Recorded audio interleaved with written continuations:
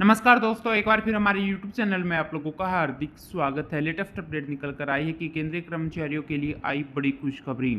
सरकार ने किया 68 लाख केंद्रीय कर्मचारी और 52 लाख पेंशनर्स के लिए बड़ा ऐलान। तो दोस्तों, हम आपको सब डिटेल में बताएंगे कि सरकार ने 1 करोड़ से ज़्यादा केंद्रीय कर्मचारियों के लिए कौन सी बड़ी खुशखबरी का ऐलान कर दिया है। अगर आप हमारे चैनल पर फर्स्ट टाइम विजिट कर रहे हैं तो चैनल को लाइक कर दीजिए, सब्सक्राइब कर दीजिए, साथ ही साथ बेल आइकन को भी बजा दीजिए ताकि गवर्नमेंट या पेंशन से संबंधित जितनी वीडियो हो जाती है उनकी नोटिफिकेशन आप लोगों के पास तुरंत पहुँच सके। तो करते हैं वीडियो को स्टार्ट बिना किसी देरी की।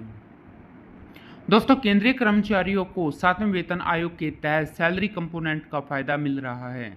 सबसे बड़ी फ़ायदे की बात यह है कि केंद्रीय कर्मचारियों के महंगाई भत्ते में ज़बरदस्त बढ़ोतरी होने जा रही है। सरकार जल्द ही सरकारी कर्मचारियों के महंगाई भत्ते में बढ़ोतरी करने वाली है। इसके लिए सैलरी बढ़ाने का नया फॉर्मूला भी आ सकता है। दोस्तों, भूतपूर्व वित्त मंत्री अरुण जेटली ने जुलाई 2016 में ही वेतन आयोग पर बोलते हुए कहा था कि अब वेतन आयोग से हटकर कर्मचारी की सैलरी बढ़ाने का कोई नया पैमाना होना चाहिए। वित्त मंत्रालय के सूत्रों के मुताबिक सरकार अब केंद्रीय कर्मचारियों के लिए नया वेतन आयोग लाने के पक्ष में नहीं है। सरकार ऐसी व्यवस्था पर काम कर रही है जिससे केंद्रीय कर्मचारी की सैलरी उनकी परफॉर्मेंस के आधार पर बढ़े।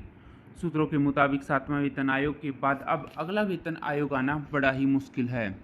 सरकार इस दिशा में काम कर रही है कि 1 करोड़ से ज़्यादा केंद्रीय कर्मचारी और पेंशनभोगियों के लिए एक ऐसी व्यवस्था बनाई जाए जिसमें 50% से ज़्यादा डीए होने पर सैलरी में ऑटोमेटिक रिवीजन हो जाए। इसके लिए ऑटोमेटिक पे रिवीजन सिस्टम बनाया जा सकता है।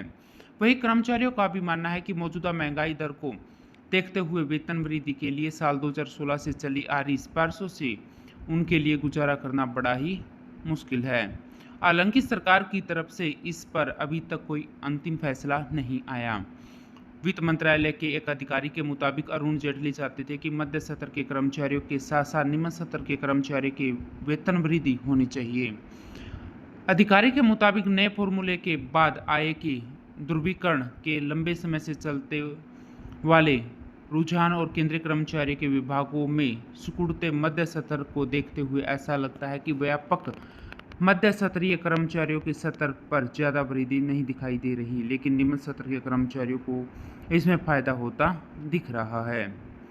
दोस्तों, पे मैट्रिक्स 1 से 5 वाले केंद्रीय कर्मचारियों को इनकी कम से कम सैलरी 21,000 रुपये के बीच हो सकती है। नरेंद्र मोदी सरकार अगले वेतन आयोग के पक्ष में नहीं है। वेतन आयोग का ट्रेंड देखते तो हर 8 या 10 साल के बीच इसे लागू किया जाता है, लेकिन इस बार इसे बदलकर 2024 में नए फॉर्मूला लागू किया जा सकता है।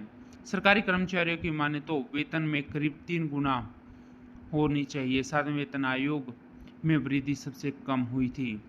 पिछले कुछ सालों में मीडिया रिपोर्ट में खबरों में दावा किया जा रहा है कि सरकार जल्द ही केंद्रीय कर्मचारी का फिटमेंट फैक्टर भी बढ़ा सकती है, लेकिन साल 2022 में फिटमेंट फैक्टर में इजाफा नहीं होगा। दोस्तों, सरकार फिलहाल फिटमेंट फैक्टर बढ़ाने के पक्ष में नहीं है। कोविड और महामारी के चलते इस अतिरिक्त वित्तीय बोझ में स्थिति गड़बड़ा सकती है। दोस्तों, सूत्रों की माने तो अब वित्त मंत्री ने जो बड़ा ऐलान किया है उसके हिसाब से फिटमेंट फैक्टर पर फैसला आना बड़ा ही मुश्किल है। जब सैलरी बढ़ाने का नया फॉर्मूला लाया जाएगा तो इससे किसी भी तरह के कयास लगाने बड़े मुश्किल है। सरकार लगातार इस पर काम कर रही है, लेकिन कोई ऐसा फॉर्मूला बना जाएगा जिस पे समय समय पर सैलरी में इजाफा किया जाए। तो दोस्तों, आज के लिए इतना ही। मिलते हैं नेक्स्ट वीडियो में, तब तक के लिए जय हिंद, जय भारत।